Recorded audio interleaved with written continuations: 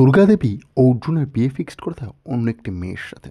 সেটা জানতে পেরে অহনা ভেঙে পড়ে আর বলে, অর্জুন তুমি এটা করতে পারলে? তুমি অন্য কারোর সাথে থাকবে? অর্জুনের দিকে পরিবারের চাপে সবটা মেনে নেয়। বন্ধুরা, যখন অর্জুন আর অহনা রাস্তায় দেখা হলে তার পায়ে চোট লাগার কারণে অর্জুন বলে, তুমি এখনও আমার কথা শুনতে চাইছো না। অহনা বলে, কিভাবে শুনবো?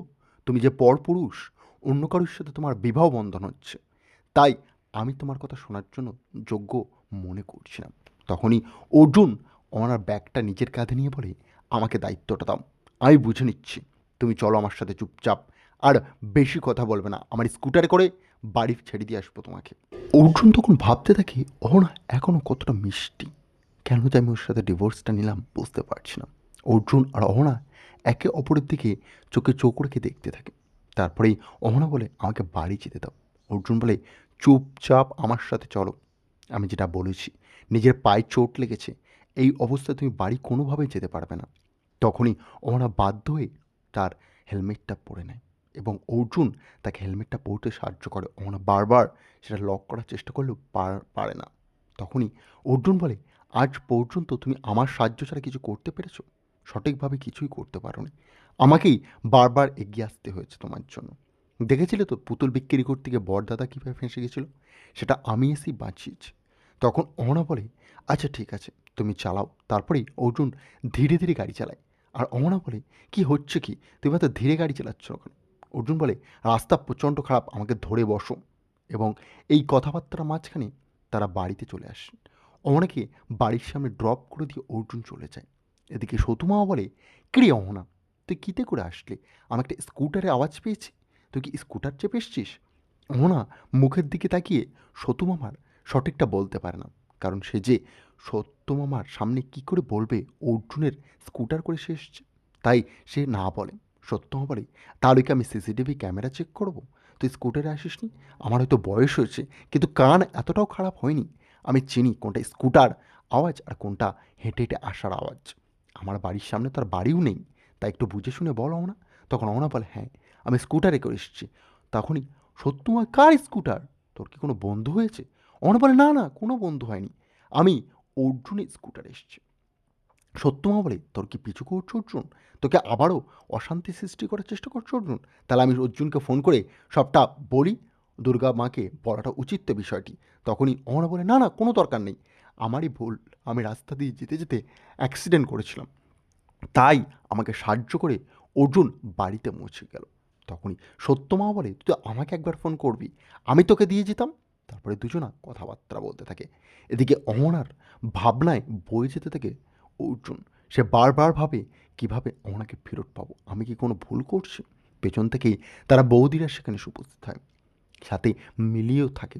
তারা একজোট হয়ে বারবার বলে, অর্জুন, আমরা একটা কথা বলতে চাই তোমার সাথে। অর্জুন বলে, হ্যাঁ বলো, কি হয়েছে?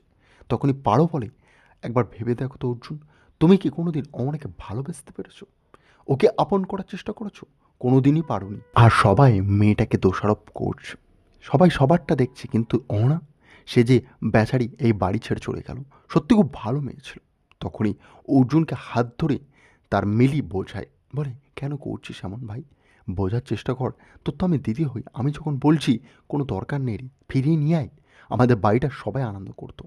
তখনই অর্জুন বলে বসে, আমিও তো চাই, কিন্তু আমি আমার মায়ের সিদ্ধান্তের ওপরে যেতে চাই না। তখন বৌদিরা বলে, কি করছো অর্জুন, এতটা বোকা তুমি?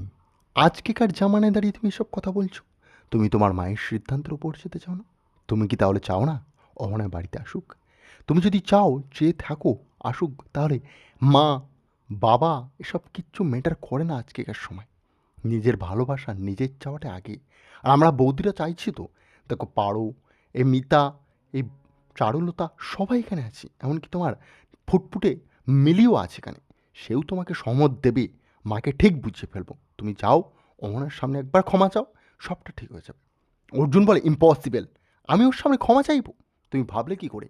কোনো দিন নয়, ক্ষমা ফমা আমি সব চাইতে পারবো না। আমি যখন ভালোবাসি কোনো মানুষকে, সে তো বোঝা উচিত একতরফা ভালোবাসা হয় না আজকের জামানায়। তোমরা একটা বোঝো, ও যদি আমাকে সত্যি ভালোবেসে থাকতো, তাহলে ও তো এসে আমাকে ক্ষমা চাইতে পারছো। তখনই বৌদিরা বলে, এটা সম্ভব নয়, ওর যে খারাপ লেগেছে, তারপরে দেখানো হয় সত্যু মামার বাড়ি। সেখানেই অহনা বলে, কি আর বলবো তোমাকে বলো, আর যে খারাপ লাগাটা আমার মনে হয়েছে সেটা মামা বলে লাভ আছে? আর যে অর্জুন অন্য কাউকে বিবাহ করছে, ওর প্রতি ভালোবাসা মায়া মমতা এখন আমার কোনো কিছুরই মূল্য নেই। তখনই সত্য মামা বসে বসে হাসতে থাকে। পুরো বিষয়টা মজা নেয় অহনা কী বলছে। অহনার চোখ দিয়ে জল গড়গড় করে গইতে থাকে। আর এদিকে অর্জুনেরও খারাপ লাগে। সে বলে, কি করব বল বোন, আমি যে পারছি না সব কিছু সামলাতে। আমার মনে হচ্ছে আমি শেষ করে ফেলি নিজেকে, এখন খুব বিরক্ত লাগছে। তখনই পারো বলে, এই বাড়িতে যার দরকার তাকে ফেরত না নিয়ে আসলে এমন তো অনুভব হবেই। তুমি জানো তুমি ভালোবাসো ওনাকে, তারপরেও তুমি সব বাড়ির লোক, পরিবারের লোকজন, মায়ের জন্য এসব বাহানা দিয়ে আর পিছিয়ে যেও না। সময় থাকতে সঠিক কাজটা করে ফেলো, নাহলে সারাটা জীবন পস্তাবে। ওখন অর্জুন বলে, কোনো দিনও নয়। আমি যাকে চাই না তাকে আমি বাড়িতে আর আনতেও পারবো না। আমার তার জন্য যা হই হোক। অক্ষুনি বৌদিরা রেগে সেখান থেকে চলে যায়। আর বাড়িতে তক্ষুনি কলিং বেল বাজতে থাকে। দুর্গামা দরজাটা গিয়ে খুলেই দেখে তার প্রিয় সেখানে টুকুনদা বাড়িতে চলে এসছে। টুকুনকে বলে, আয় আয় টুকুন, ভালো আছিস তো?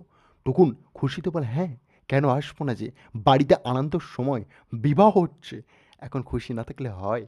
তখনই টুকুনকে দেখে একটু অবাক হয়ে যায় পিসিমণি আর টুকুনের মা। সে বলে, কিরে তুই এক্ষুনি এলি, আমাকে একবার জানালি তা তো? তখন টুকুন বলে, আগে নমস্কারটা তো করি, তারপর না হয় এত প্রশ্নের করো। সব কিছুর উত্তর আমি ধীরে ধীরে দেবো, তোমাকে কোনো চিন্তা করতে হবে না। তখন টুকুনদা বলে, বাবা তুমি এসছো? সবার সামনে দাঁড়িয়ে বলি, আমি এই বিয়ের জন্য বাড়িতে এসেছি। নতুন বিয়ে হতে চলেছে অর্জুন দাদার, তাই আমি একটু আসবো না এটা কোনো দিন হয়? তখনই পিসমণি বলে, আমি কিছু বুঝতে পারছি না। এদিকে বাড়ির লোকজন কেউ জানে না কার সাথে বিবাহ হচ্ছে, জানে না মেয়েটা কেমন, তার জীবন কেমনভাবে ব্যবহার করবে, সে আমাদের বাড়িতে এসে কেমনভাবে রিয়্যাক্ট করবে, কিচ্ছু জানি না। আর তুমি হুট করে দুর্গাদেবী আমাদের বাড়িতে তাকে নিয়ে চলে আসছো, আবারও জীবনটা নষ্ট করে দেবে না তো অর্জুনের? কিভাবে কি করে? তখনই সেইখানে টুকুনদা বলে, আমি তো বাড়িতে চলে এসেছি, কারোর জীবন কিচ্ছু নষ্ট হবে না, সবাইকে সামলে নেব। আমি যখন বাড়িতে ফেরত এসেছি মা আর পিসিমণি, সবটা সুন্দর হবে। তোমরা খামোকে এত টেনশন কেন করছো? আমার সাথে থাকো, দেখবে বিয়েটা আমি সামলে নেব। তখনই দুর্গাদেবী বলে, আমি একটা কথা বলবো, এই বিয়েতে যাদের যাদের মত লাগে আমি সবাইকে এখানে একজোট করেছি। তাই সবার সামনে বলছি, মেয়েটাদের একটু অবস্থা গরিব, তাই তোমরা যদি কোনো ডিসিশান নাও সেটা আগে থেকে আমাকে বলো। আমি কিন্তু গরিব মেয়েকে বাড়িতে আনছি। তখনই পিসিমণি বলে, গরিব হোক বড় হোক তাতে আমার কিছু যায় আসে না, কিন্তু মেয়েটাকে তো আমাদের দেখা উচিত। মেয়েটা কেমন ব্যবহার করবে, এ বাড়িতে এসে ঝগড়া বাঁধাবে না তো আবার অহনার মতো? তাহলে কিন্তু আবার পরিস্থিতি টেরা হয়ে যাবে। দুর্গাদেবী বলে, কোনো দিনও নয়, ও ঝগড়া বাঁধানোর মেয়েই নয়। অপরদিকে দেখানো সতু মামাকে, সে পাড়ার লোকজন ও সতু মামা রিলেটিভ সবার সাথে ডিসকাস করে। তখনই তার কুটুম লোকজন জিজ্ঞাসা করে, আচ্ছা মেয়েটাকে কেন বিয়ে দিচ্ছে এত তাড়াতাড়ি? তখনই অহনা কাঁদতে থাকে আর বলে, আমি সত্যি চাই না অন্য কারোর সাথে আমার বিবাহ হোক। ভগবান করে জানো আমার সাথে অর্জুনের আবারও সম্পর্কটা জুড়ে যাক। এমন কেন হচ্ছে বারবার বুঝতে পারছি না, মনই বসছে না কোনো কিছুতে। প্রভু আমাকে ঠিক করে দাও। তখনই একজন এসে বলে, কিরে তুই কাঁদছিস কেন? তোর তো বিয়ে হচ্ছে, বিয়ের কথাবার্তা হচ্ছে, তাহলে তুই কান্নাকাটি করছিস? বিয়ের কথাবার্তার সময় মেয়ে কাঁদতে নেই, যদি না অন্য কারোর সাথে তোর প্রেম থাকে। তুই তো খুশি হবি, তোর তো প্রেম ভালোবাসা কিছুই নেই। তোর একবার বিবাহ হয়ে গেছে আমি শুনেছি, তাকে ভুলে গেছিস, সে তোকে ডিভোর্স দিয়েছে, তাহলে তাহলে তুই কান্নাকাটি কেন করছিস? এটাই তো বুঝতে পারছি না। তখনই অহনা মনে মনে বলে, আর কি বলবো আপনাদের, আমার এখন আর কিছু ভালো লাগছে না। সে বলে, আপনারা বসুন, আমি একটু চা করে নিয়ে আসছি। অহনা সবার থেকে একটু আড়াল হতে চাইল। সে চা করতে গিয়ে কথা শুনতে পায় সত্যমামার। সত্যমা বলে, মেয়েটা খুব ভালো মেয়ে, ওর জীবনে যে ভুলগুলো ঘটে গেছে সেগুলো আমি শুধরে একটি ভালো ছেলের সাথে ওর বিবাহ দিতে চাই। অহনা কথাগুলো শুনে ভাবতে থাকে, ভগবান আমি কারোর সাথে বিবাহ করতে চাই না, আমার শুধু অর্জুনকে ফিরিয়ে দাও। আমি কেন অর্জুনের সাথে ডিভোর্স করলাম? একটু গিয়ে কথাবার্তা বললে হয়তো সবটা ঠিক হয়ে যেত। অহনার মনে অর্জুনের জন্য ভালোবাসা ক্রমশ গভীর হয়ে যেতে থাকে। আর এদিকে সত্যমা এসে বলে, কিরে অহনা বল, তুই এই বিয়েটা করতে রাজি তো? অহনা বলে, হ্যাঁ। অহনা হ্যাঁ বলে সেই রান্নাঘরে আরও জোরে জোরে চিল্লে চিল্লে কাঁদতে থাকে। তার বুকটা ফেটে যায় কষ্টে, যন্ত্রণায়। আর এদিকে বিয়ের জন্য রেডি হয়ে যায় অর্জুন বাবু, সাথে টুকুনদা তাকে বিয়ে করাতে নিয়ে যাবে বলে সেও রেডি হয়ে যায়। টুকুনদা মেয়েটাকে সামনে এনে দেখালি অহনা বলে, বেশ সুন্দর, কিন্তু তার মন পড়ে আসে এখনও তার সে ভালোবাসার অহনার কাছে। যাকে যে নিজের থেকেও